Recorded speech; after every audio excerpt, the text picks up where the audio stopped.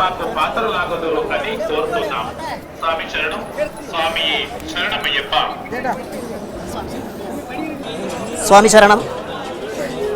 ഞാൻ ഇന്നലെ വൈകുന്നേരം സന്നിധാനത്തെത്തി, തൊഴുതു. ഇവിടെ തന്നെ താമസിച്ച് രാവിലെ തൊഴുതു. ഇത്തവണത്തെ ക്രമീകരണങ്ങളെല്ലാം വളരെ സംതൃപ്തനാണ്. കാരണം ഞാൻ ഒരു 8 തവണയിലധികം ഇവിടെ എത്തിയിട്ടുണ്ട്. ഞാൻ ആദ്യമായിട്ട് ശബരിമലയിൽ വരുന്നത് 5 വയസ്സിലാണ് വരുന്നത്. എൻ്റെ പിതാവിനോടൊപ്പമാണ് വരുന്നത്.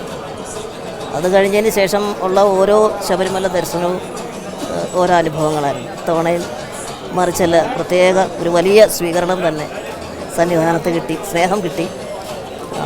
പ്രത്യേകിച്ച് ദേവസ്വം ബോർഡ് പ്രസിഡൻറ്റ്, അതുപോലെ തന്ത്രി, മേൽശാന്തി, കീഴ്ശാന്തി എല്ലാവരും, അതുപോലെ ഇവിടുത്തെ സെക്യൂരിറ്റി വിഭാഗത്തിലുള്ള പോലീസ് ഓഫീസേഴ്സ് എല്ലാവരും വളരെ സ്നേഹമായിട്ട് തന്നെ സന്നിധാനത്തിലേക്ക് സ്വീകരിച്ചു. അതിന് പ്രത്യേകം നന്ദി പറയുന്നു. 21 ലക്ഷത്തോളം സന്തുഷ്ടരായ ഉപഭോക്താക്കളും 2 ലക്ഷത്തോളം തിമിര ശസ്ത്രക്രിയകളും പൂർത്തിയാക്കിയ മലബാറിലെ ഏക കണ്ണാശുപത്രി Al Salama high hospital road, Perinthalmanna.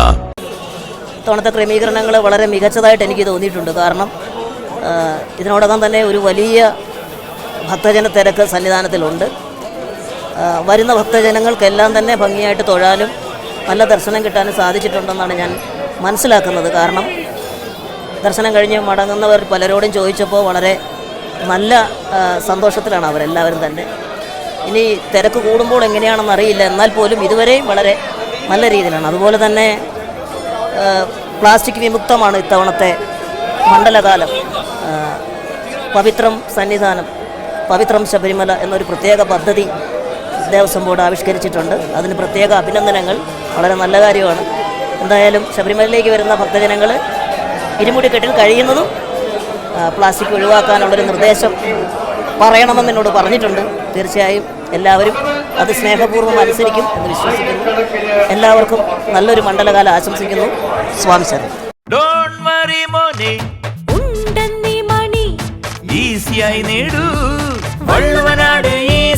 ആവശ്യം ഏതുമാകട്ടെ, പണം ഞങ്ങൾ തരും.